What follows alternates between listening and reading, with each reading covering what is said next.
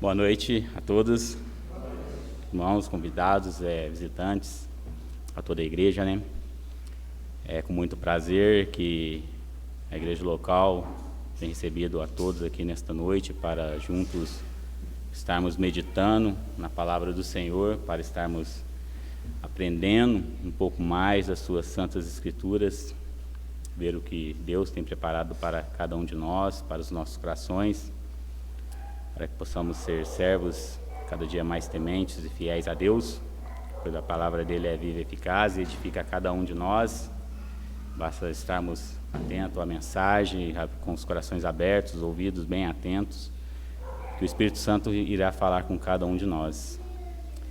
É muito prazer de poder estar aqui hoje, para poder estar ministrando a palavra aos irmãos.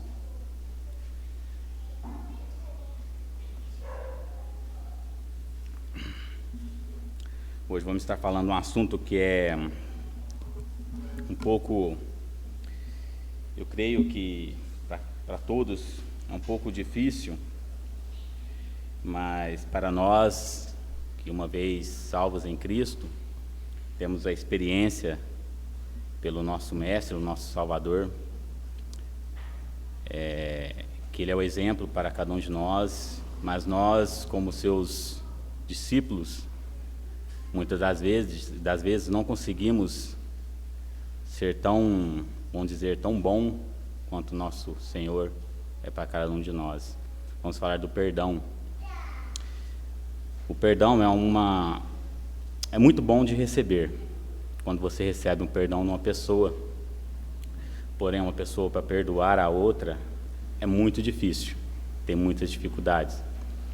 Muitas das vezes perdoa da boca para fora, mas no seu coração ainda guarda mágoas. Isso é fato, isso é verídico.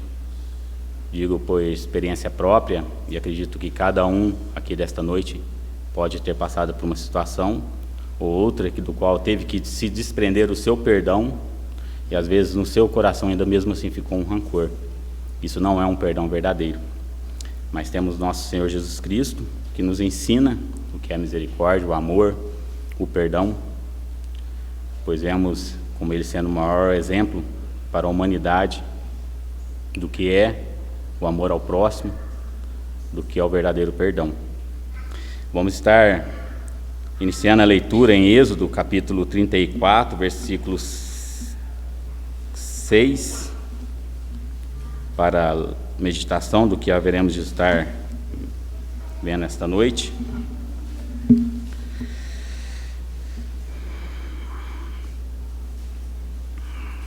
Essa passagem aqui nos fala das tábuas da lei, quando Moisés estava ali no Monte Sinai, recebendo instruções do próprio Deus, que estava ali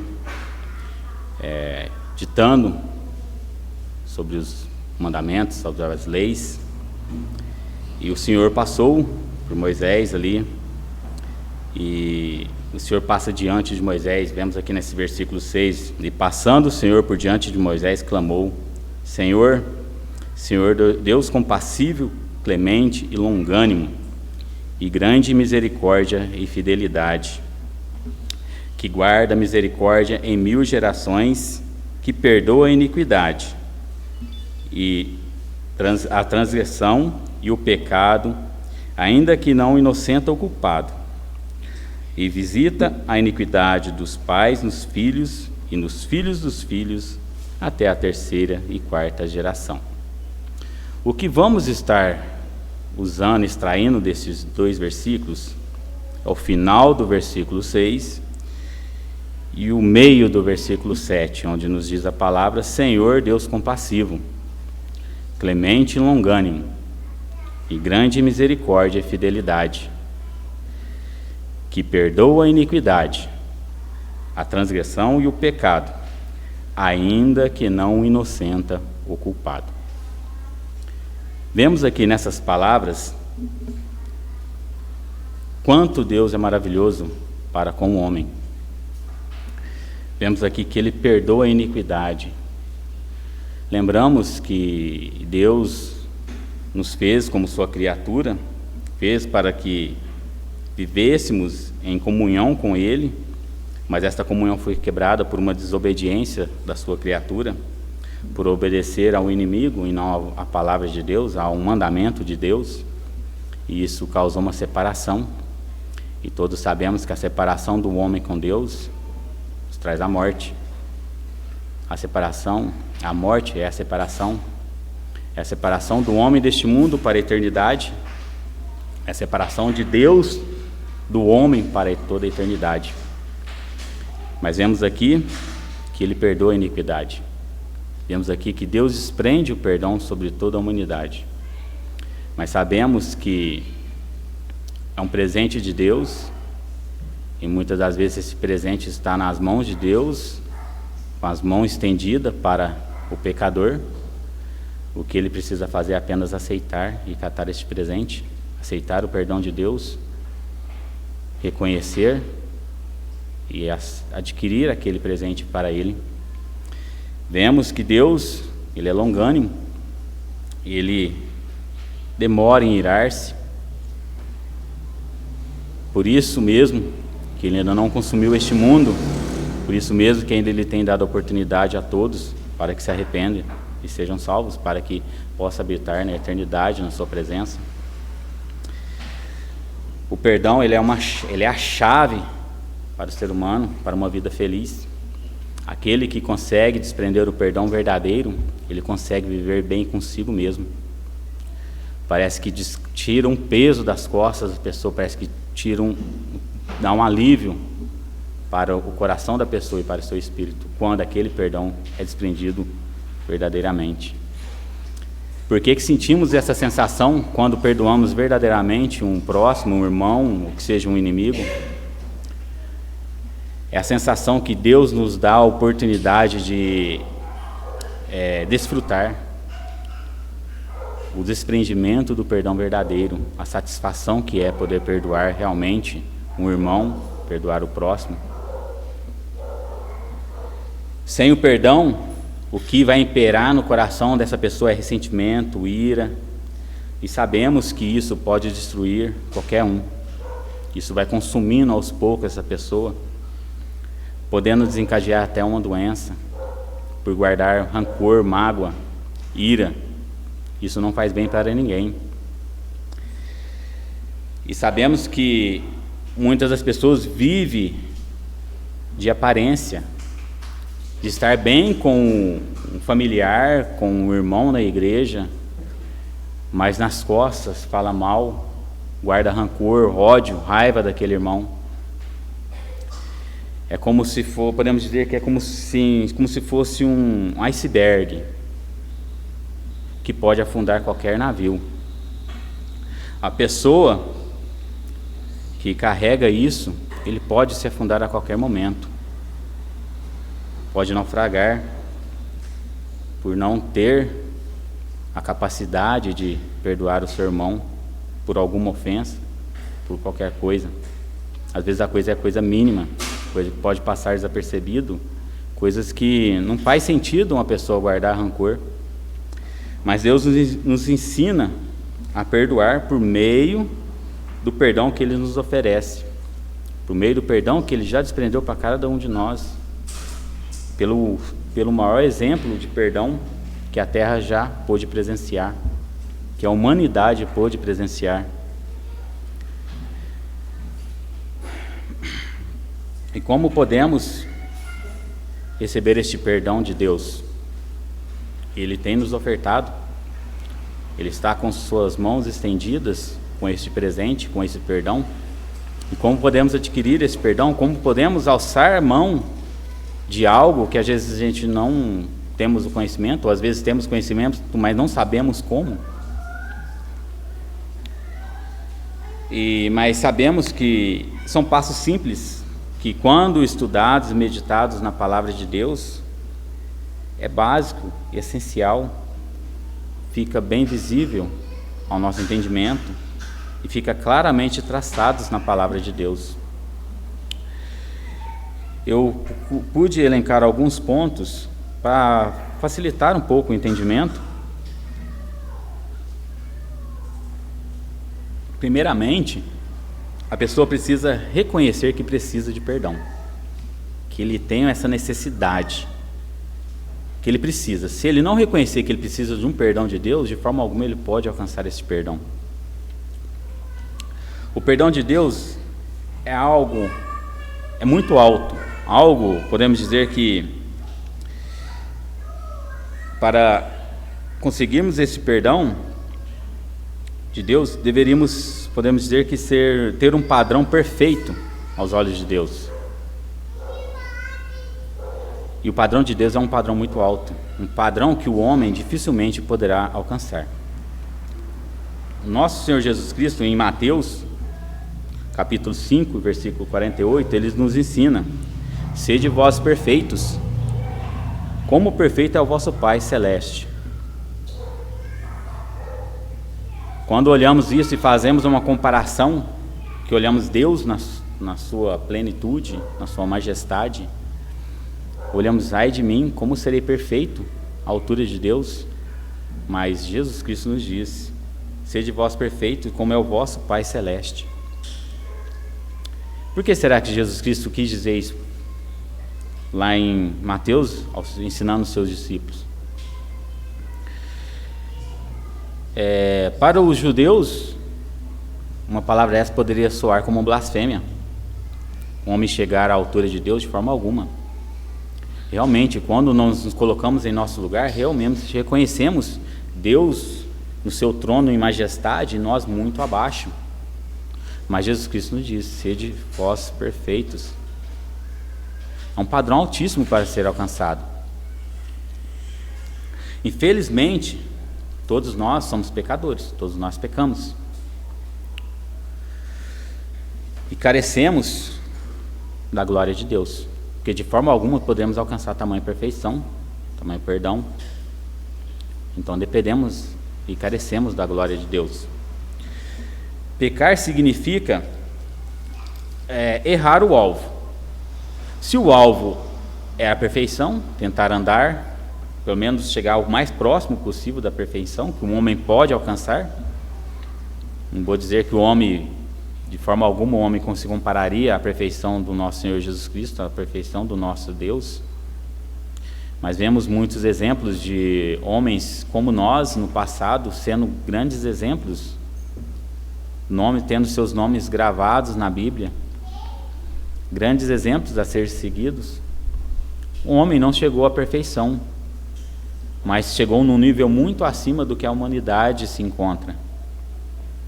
Um nível de obediência, de serviço, um nível de amor ao próximo. Todos nós, por sermos pecadores, erramos esse alvo. Não conseguimos atingir esse objetivo, essa perfeição estabelecida por Deus. Um padrão muito alto, para o homem incapaz de alcançar, para o homem impossível de ser alcançado. Consequentemente, todos nós somos culpados, miseráveis perante Deus. Segundo ponto, podemos dizer que reconhecer que está perdido sem o perdão de Deus. Primeiro, reconhecer que necessita do perdão. Segundo, reconhecer que está perdido sem esse perdão, sem o perdão de Deus.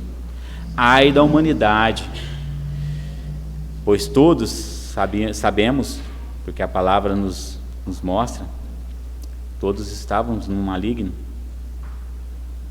todos caminhando a passos largos para a perdição, a separação eterna, morte eterna da presença de Deus, um lugar que muitos já estão, muitos haverão de passar desta vida para este lugar, e sabemos que são poucos os que passaram pela porta estreita.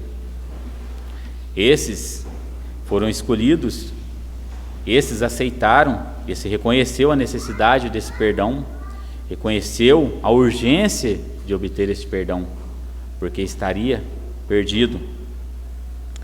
Reconhecendo isso, que o salário do pecado é a morte, com certeza o homem tocará no seu coração a necessidade, a urgência para adquirir esse perdão. Porque quando se trata de morte, não somente morte física, uma morte carnal, mas sim uma morte espiritual, uma morte da qual você passará toda uma eternidade de sofrimento, o homem tem que cair em si e ver a urgência, a brevidade da sua vida, pois sabemos que a vida ela é um sopro. Mesma hora que você está de bem, que você está saudável, sua vida pode ser ceifada. Essa semana, no grupo de WhatsApp, eu recebi um vídeo e na mensagem do vídeo estava assim, ó, se você é fraco para cenas fortes, não abra o vídeo. E todo mundo é curioso, né? Curiosidade cutuca a gente, comicha a gente, né? E eu fui abrir o vídeo. No vídeo tem 2 rapazes conversando com uma moça, essa moça sentada em cima de uma cadeira, daquela igual que as cadeiras de PVC, que você vê muito em bar, de Skol, Brahma, sempre vem com uma marca de cerveja. Ela sentada em cima dessa cadeira, e esse fato aconteceu agora recentemente, acho que no começo do mês, dia 8 de fevereiro, e diante dela estava um carro estacionado, desligado, ela atrás desse carro, sentada nessa mesa, e era um cruzamento. De repente só vi as pessoas saindo, um homem que estava encostado no carro saiu, e veio um carro e bateu de frente nesse carro estacionado. A cena é tão rápida que você não consegue ver nada, você só vê o carro empurrando a moça, você só vê o toquinho da cabeça dela, espremida na parede, que chega a quebrar a parede. Ou seja, na mente dela, ela tinha toda uma vida pela frente. Ela não esperava que a vida dela seria ceifada naquele momento. Então vemos a brevidade da vida, a urgência que o homem, o ser humano tem para escapar dessa perdição. Essa moça, eu não sei como que estava a condição dela perante Deus, se ela era salva, se ela teve o perdão, recebeu o perdão de Deus. Agora, se ela não recebeu, pobre dessa alma perdida que está no sofrimento neste momento, que esperava enganamente, erroneamente, achava que teria uma vida pela frente ainda para desfrutar. Uma moça jovem, às vezes com vários projetos de vida, lutando para conquistar alguma coisa, para às vezes uma família, procurando se esforçar para conquistar os bens deste mundo, coisas que ao fechar os olhos ficam aqui, porque sabemos que da mesmo jeito que viemos a este mundo, partiremos daqui. Do jeito que viemos com nada, partiremos sem nada. Tudo ficará aqui. Vemos essa urgência. Infelizmente, muitas pessoas hoje vivem preocupadas com a paz, prosperidade, poder.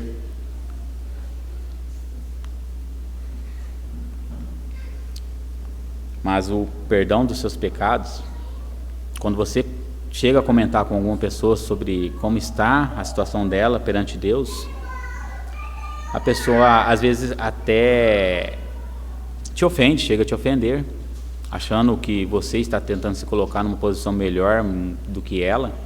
Às vezes não consegue aceitar que ela tem uma necessidade, ela não consegue reconhecer que ela tem essa necessidade de se arrepender. É muito difícil para um cristão, às vezes, chegar e abordar uma pessoa que está totalmente afundada nos prazeres do mundo, e você tentar abrir os olhos dela, tentar alertá-la, para que aquela vida ali, o final dela, é uma perdição, que ela está vivendo separada de Deus, que daquela forma ali, se ela continuar vivendo daquele jeito, ela morrerá e viverá a eternidade separado de Deus. Mas muitas das pessoas não querem pensar no agora, às vezes fica procrastinando, uma palavra tão usada hoje, né? Que você vai adiando aquilo que é urgente, que você precisa fazer para agora, e você vai adiando. E a hora que você vê, está em cima do tempo e você não consegue fazer mais nada para conseguir recuperar esse atraso. As pessoas podemos usar que seriam como se fosse pessoas dentro de um navio a naufragar, e essas pessoas preocupadas com seus bens dentro do navio, com roupas, joias, diamantes, tentando salvar aquilo, e não se preocupa com sua vida, não procura um salva-vidas, pois aquele navio está afundando, e as pessoas estão preocupadas ainda com as coisas, os bens materiais dentro do navio, e acaba se afundando com ele, não leva nada daqui. 3, terceiro ponto, reconhecer que é incapaz. É difícil para você dizer para uma pessoa que ela é incapaz, que ela não tem capacidade de adquirir alguma coisa, de conseguir algo, mas aqui eu digo a incapacidade de obter essa salvação por meios próprios.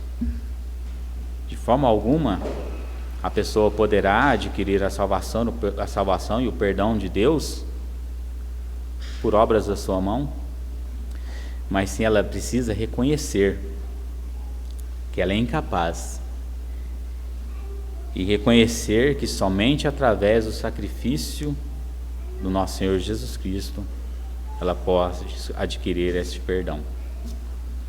Somente através da obra redentora ali do alto daquela cruz ela pode adquirir este presente de Deus. Porque Deus nos fala, a própria palavra nos fala, em Coríntios 5:21, aquele que não conheceu o pecado, Ele o fez pecado por nós, para que nele fosse feita justiça de Deus. Só acrescentar aqui, aquele Jesus que não conheceu o pecado, totalmente santo, Deus encarnado homem, um padrão inatingível para o ser humano, a perfeição, a plenitude da perfeição, da qual Deus procurava neste mundo e não encontrou. Ele preparou o seu Filho para que viesse aqui e através da sua santidade, o homem perfeito, através da vida dele, pudesse comprar para nós a salvação. Aquele Jesus que não conheceu o pecado, Ele, Deus, o Pai, o fez pecado por nós, para que, mediante a sua obra, para que nele fôssemos feitos justiça de Deus. Porque temos um versículo muito conhecido na Bíblia, creio que a gente fala que o versículo muito conhecido, as pessoas já pensam, eu já sei qual que é o versículo. Eu acho que só não é mais conhecido do que Salmos 23, que é João 3:16. Porque Deus amou ao mundo de tal maneira que deu seu Filho unigênito para que todo que nele cria não pereça, mas tenha a vida eterna. Quão bom poder soar, poder falar este versículo. O amor de Deus revelado ao mundo na pessoa do seu Filho. Um perdão inimaginável ao raciocínio humano. Ainda mais, em Romanos capítulo 8, versículo 1 diz: não há condenação para aquele que está em Cristo Jesus. Se estamos em Cristo Jesus, Ele comprou para nós a salvação. Estamos salvos, e ninguém jamais poderá nos arrebatar da sua mão. Condenação nenhuma paira sobre nós, porque somos feituras da sua obra redentora ali no alto daquela cruz. Conseguem entender este perdão sendo desprendido da parte de Deus para o homem? Isso é um perdão verdadeiro, porque de forma alguma o homem foi diante de Deus e pediu o perdão, mas Deus preparou o seu Filho para que viesse a este mundo, para que através dele pudéssemos obter este perdão. Agora podemos pedir o perdão a Deus, porque temos uma figura perfeita e santa, da qual intercede por nós, da qual o seu sangue ali foi derramado no alto daquela cruz, pôde nos purificar e nos comprar um povo exclusivo para Deus. Este é o perdão que nos salva. Jesus sofreu todo o castigo que era predestinado para cada um de nós. A justa ira de Deus foi despejada sobre o seu Filho, sobre Jesus Cristo. Aquela justa ira que era para ser despejada sobre nós. Agora imagine na posição de Jesus, sendo filho, sofrendo todo aquele castigo do Pai, o desprezo do Pai. Quanto que para ele o sofrimento foi horrível. Vemos na passagem da crucificação as palavras do Senhor, quanto ele sofreu ali, vendo o desprezo do Pai. Mas era necessário. Acredito que a maior dor que Jesus sofreu não foi a dor que ele levou no seu corpo, mas sim quando ele diz: Pai, por que me desamparaste? Ele estava disposto a morrer por nós. Quando vemos ele ali no Getsemane, momentos antes dele se entregar para ser preso, açoitado, ser castigado, o seu suor tornou-se sangue.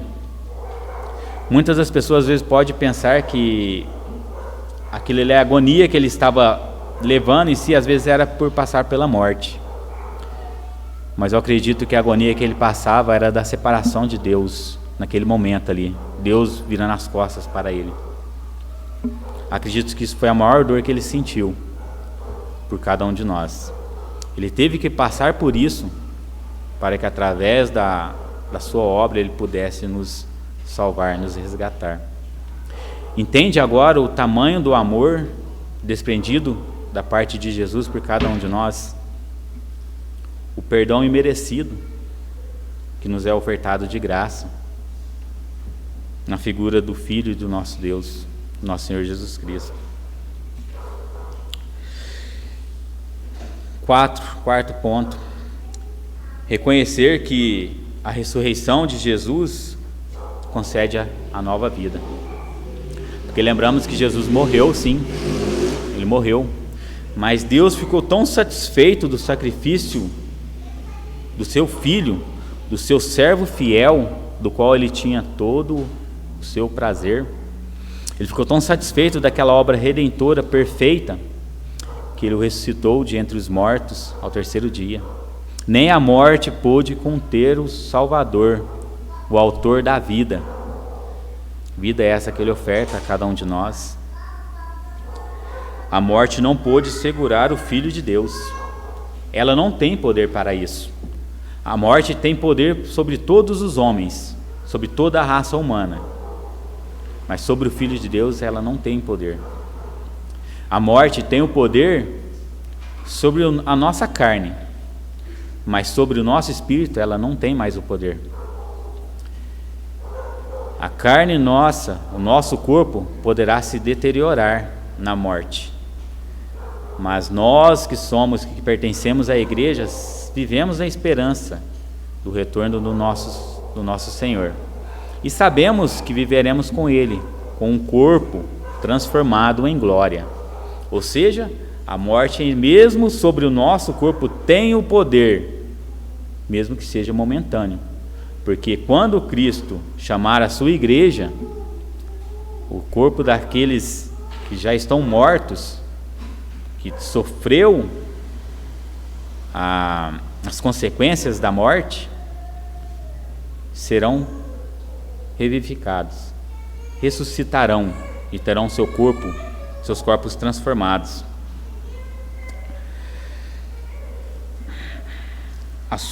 A prova de ressurreição, a ressurreição de Jesus Cristo é a prova de uma vez por todas de que viveremos por toda a eternidade com Ele. É a prova de uma vez por todas que nossos pecados realmente foram perdoados, porque o nosso Senhor Jesus Cristo é o nosso sumo sacerdote.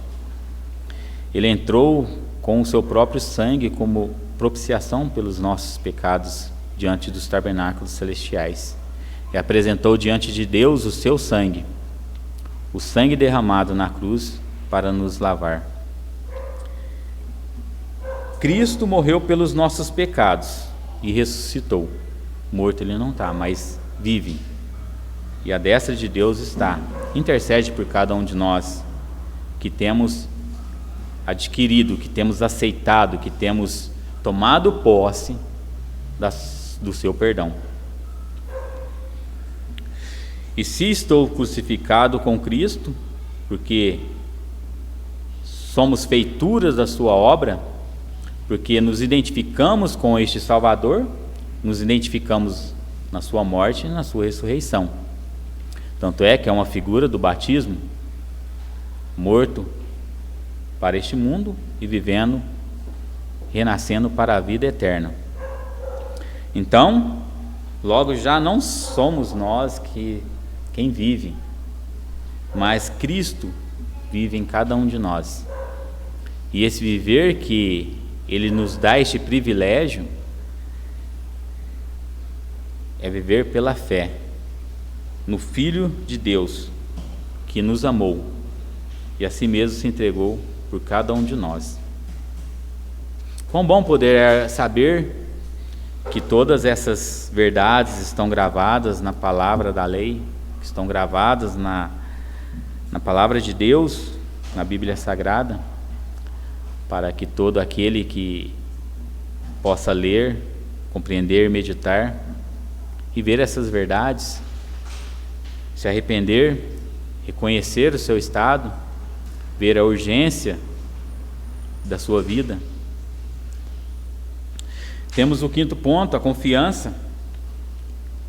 Confiança somente quando confiamos exclusivamente em Cristo. Essa é a confiança que nós temos na nossa salvação.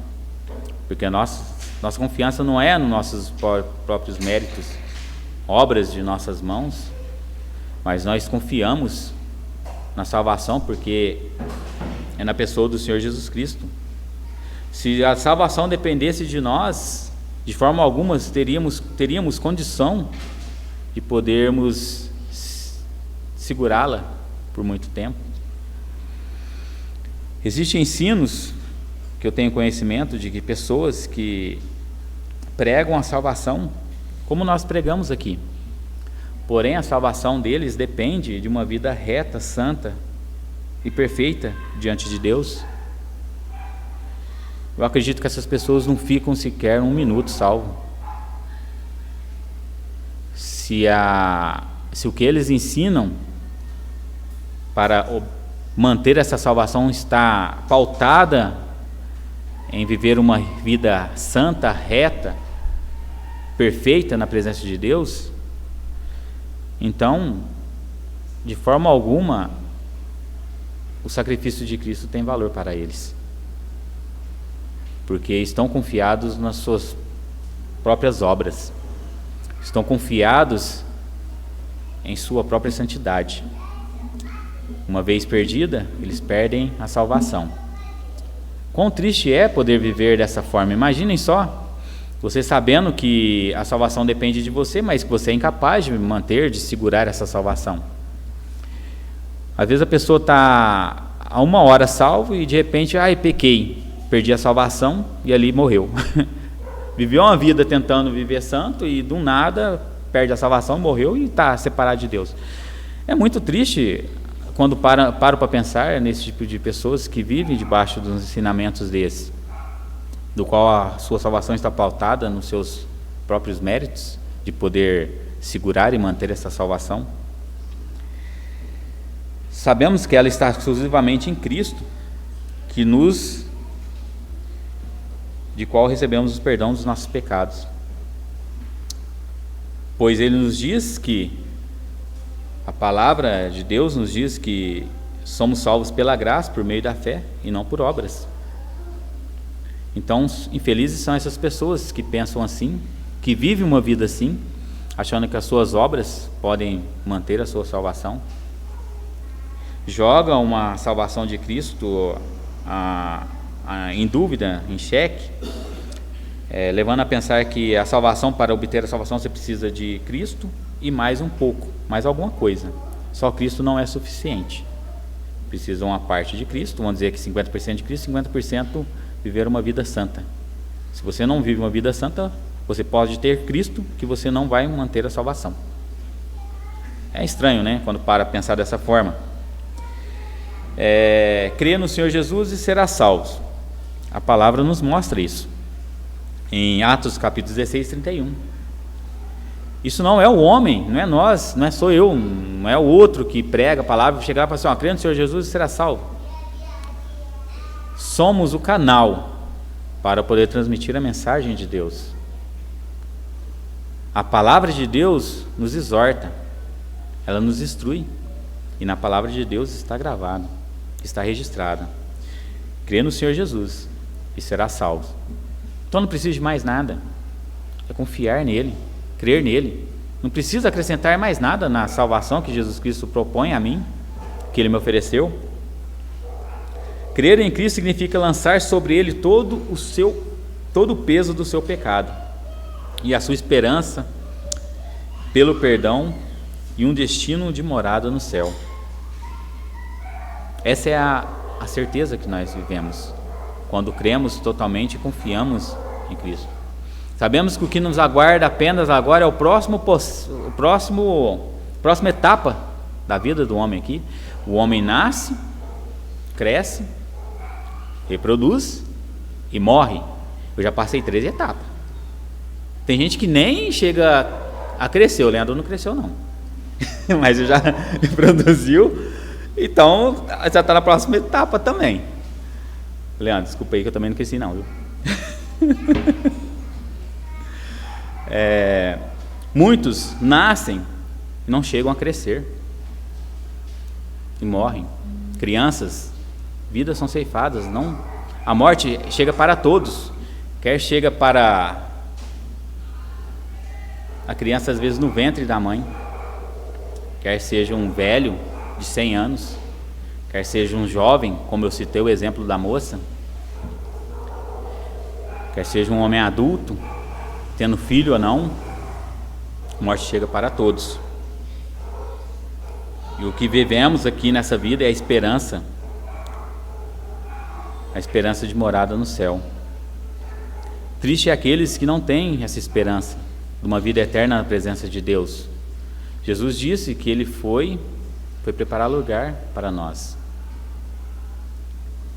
Se assim não fosse verdade, ele não teria dito para nós. Ele está preparando uma morada para nós no céu. Estamos aguardando o seu retorno. Todos que procuram salvar a si mesmo pelas suas obras são eternamente enganados. Pessoas que vivem uma vida dizendo, eu sou uma pessoa boa, eu pratico bem, não faço mal para ninguém. Faço doações, ajudo pessoas, não roubo, não mato. Vamos dizer que é um fariseu, né? Tá cheio de, vamos dizer, de méritos, né? A pessoa já ganhou o seu galardão aqui na terra. Mas a hora que morre, abre os seus olhos na eternidade num lugar que ele não esperava estar ali, porque confiava apenas em si, nos seus méritos, nas suas obras, pois recebeu seu galardão em vida aqui neste mundo.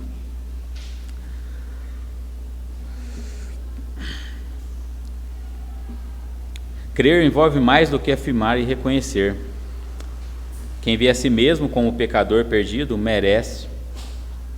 merecedor do inferno, carente do perdão divino, deve se revoltar contra o seu pecado e se voltar a Deus para ser salvo por Cristo. Uma pessoa que reconhece todo o seu estado pecaminoso, ele olha para si mesmo, olha para dentro do seu íntimo. É difícil para a pessoa reconhecer que ele necessita de ajuda, mas quando ele olha e vasculha o seu interior e ele encontra essa necessidade, ele encontra que ele é pecador perdido, o que ele merece é o inferno. Quando ele reconhece isso, já é o primeiro passo em direção à cruz, já é o primeiro passo de direção à salvação.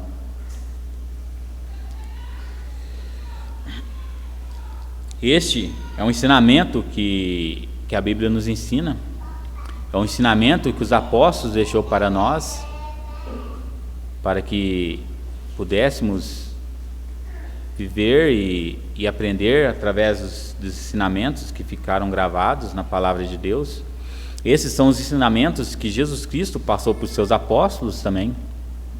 De igual modo, os apóstolos, como sendo seus discípulos, seguiu os mesmos passos do Mestre.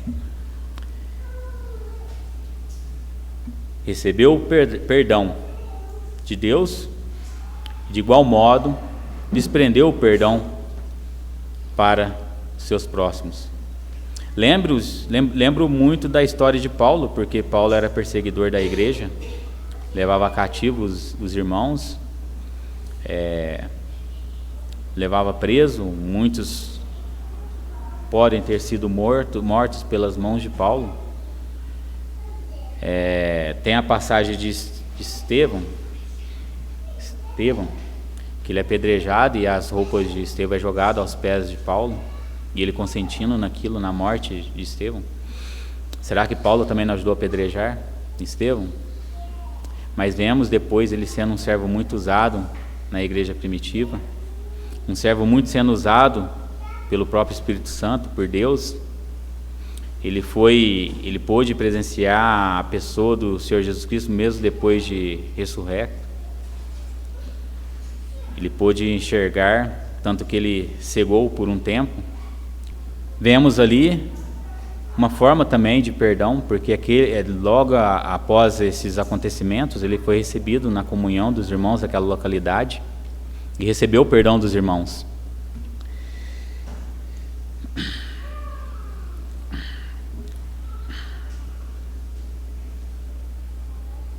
Quem ouve a minha palavra e crê naquele que me enviou tem a vida eterna e não será condenado, mas já passou da morte para a vida. Palavras do nosso Senhor Jesus Cristo em João capítulo 5, versículo 24. Ou seja, ele afirmando mais uma vez que quem crê na pessoa do Senhor Jesus Cristo, quem crê na palavra dele e naquele que o enviou, tem a vida eterna. Não será condenado, mas já passou da morte para a vida. Não que não passaremos pela morte aqui, mas que ele nos fala da morte eterna. Saímos da separação para a vida, para uma vida eterna que haveremos de gozar na presença de Deus. E a nós quem recebe o perdão gratuito, o dom gratuito do perdão por meio de Cristo, ganha a condição de viver em família. Família essa da qual nós vivemos uma comunhão com as outras, uns com os outros. Aqui somos uma família, somos irmãos, somos uma igreja. Muitas das vezes os nossos laços deveriam ser muito maiores do que os laços carnais, porque sabemos que temos o mesmo propósito e vivemos debaixo da mesma esperança, na mesma fé. Somos redimidos pelo mesmo Salvador. Ele nos comprou e Ele nos chamou para serem seus filhos. Se somos filhos de Deus, somos irmãos uns dos outros.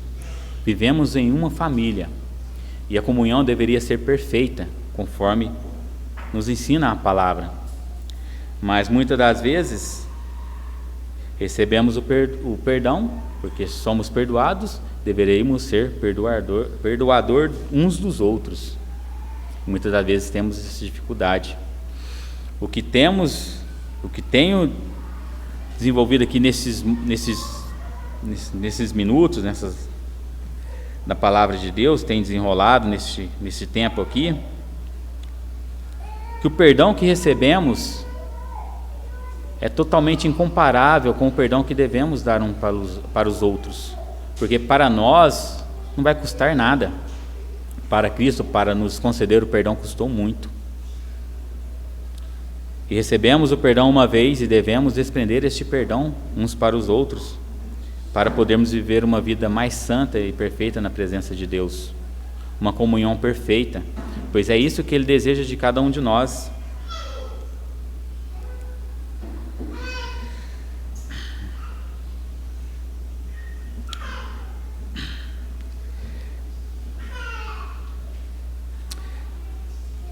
O fato é que, como temos meditado sobre a perfeição, não significa que a partir do momento que somos salvos, que recebemos perdão, que nos tornaremos perfeitos. Muito pelo contrário, ainda continuaremos sendo pecadores, imperfeitos, mas nossa vida deve ser policiada a cada momento, a cada instante, para que não possamos pecar uns com os outros e assim ofender a Deus através dos nossos atos, através das nossas atitudes.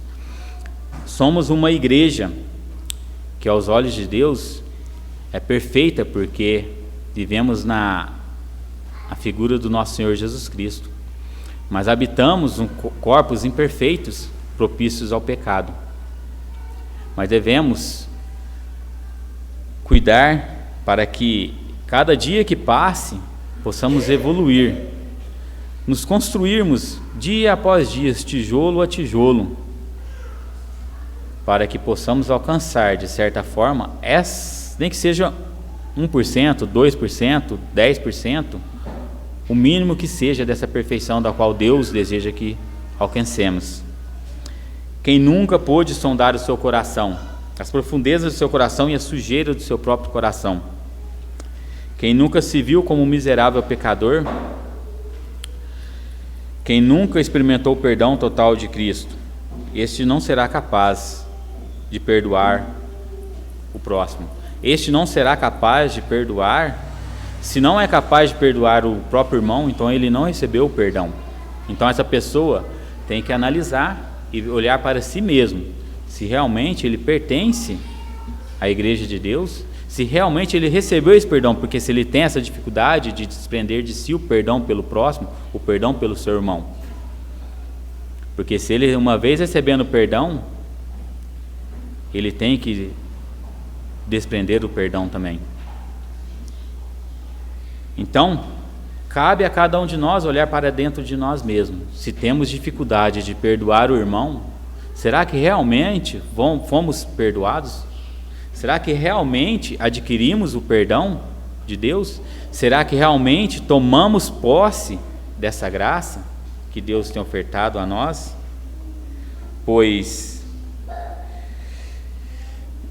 dificilmente a pessoa adquiriu a salvação se ele não conseguir desprender um perdão para o seu irmão.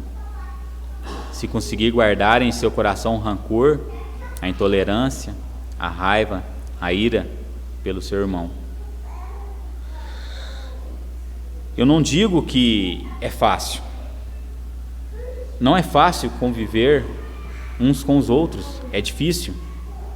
Cada um tem suas qualidades, cada um tem seus defeitos. Às vezes o defeito de um irrita muito a minha pessoa. Eu já cheguei até a comentar isso com algumas pessoas. Eu acho que eu cheguei até a comentar com a Melissa alguma coisa a respeito disso. O que cabe a nós, como servos de Deus, como membros da igreja de Deus, não é olhar os defeitos do irmão, de forma alguma. Nós não estamos no lugar de juiz, nós não somos advogado, nós temos um advogado por nós e sabemos quem é o juiz, quem que haverá de prestar contas, para quem que deverá prestar contas. Nós não devemos nos colocar no lugar de juiz. Em vez de perder os nossos tempos, nosso tempo, criticando e apontando o defeito alheio do irmão, procure compensar isso olhando as suas qualidades, porque eu acredito que são maiores as qualidades desse irmão do que os seus defeitos. E não custa nada você, como sendo um irmão, chegar diante do seu irmão e conversar com ele. Se às vezes tem alguma coisa que não te agrade, eu acredito que ele irá compreender, e às vezes vocês entram num consenso e que isso melhore, que às vezes possa resolver isso e que não haja atrito entre as partes. Pois, como igreja, devemos viver uma comunhão perfeita, plena, na presença de Deus. Eu acredito que de forma alguma você estará entrando na presença de Deus, numa ceia,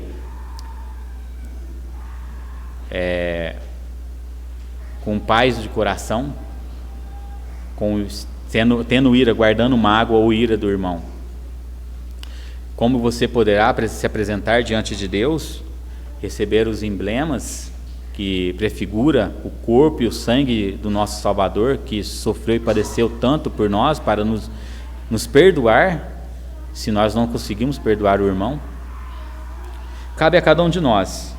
Fácil não será, não é fácil, mas podemos contar sim, sempre, com a graça de Deus que nos capacita para amar uns aos outros, assim como Ele nos ama. Que assim seja. Amém.